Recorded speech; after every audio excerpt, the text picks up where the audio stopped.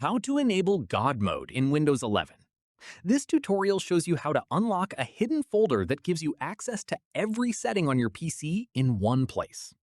First, make sure you're logged into your PC with an account that has administrator privileges, since this won't work on a standard account.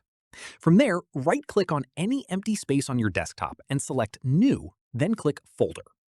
After that, right-click the newly created folder and click Rename. At this point, clear the current name and paste in exactly the following text. You can pause the video here to copy it or find it in the description below.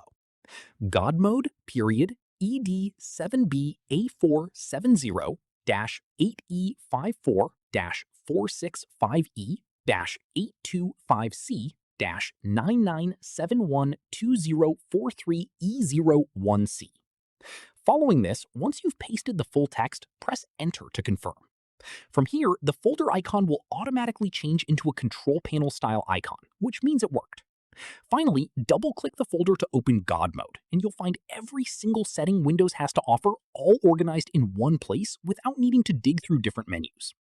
That's how you enable God mode in Windows 11. If this was helpful, give it a like, subscribe for more tutorials, and tap the bell so you never miss an upload. See you then!